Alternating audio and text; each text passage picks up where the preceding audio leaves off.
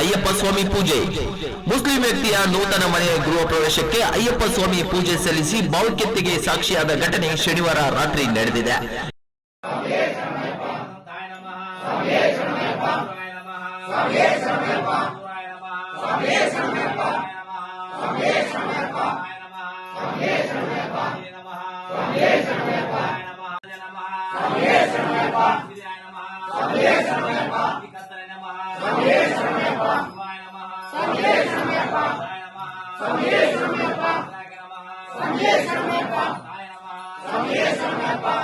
ಕನಕಗಿರಿ ಪಟ್ಟಣದ 5ನೇ ವಾರ್ಡ್ನ ನಿವಾಸಿ ಶಾಮೀದ್ ಸಾಬ್ ಗುರಿಕರ್ ಅವರ ಮನೆಯಲ್ಲಿ ಅಯ್ಯಪ್ಪ ಸ್ವಾಮಿ ಮಾಲಾಧಾರಿಗಳಿಂದ ವಿಶೇಷ ಪೂಜೆ ಸಲ್ಲಿಸಿ ಭಕ್ತಿ ಭಾವ ಮೆರೆದರು.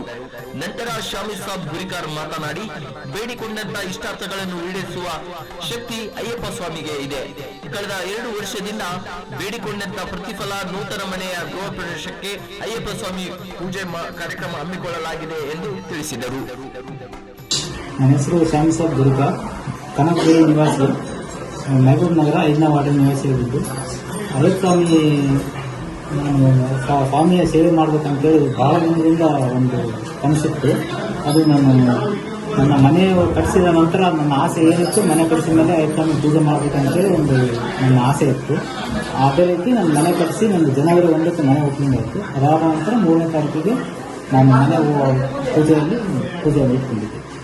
ಅಯ್ಯಪ್ಪ ಸ್ವಾಮಿ ಸೇವೆ ಮಾಡಬೇಕಂತ ಬಹಳಷ್ಟು ದಿನಗಳಿಂದ ಮನಸ್ಸಲ್ಲಿ ಅಂದ್ಕೊಂಡಿದ್ದೆ. ಅದು ಆಸೆ ಯಾವಾಗ ಈಡೇರಿಸ್ತಾನೋ ಸ್ವಾಮಿ ಅಂತೇಳಿ ನಾನು ಬಹಳ ದಿನಗಳಿಂದ ಆತರದಿಂದ ಕಾಯ್ತಾ ಇದ್ದೆ.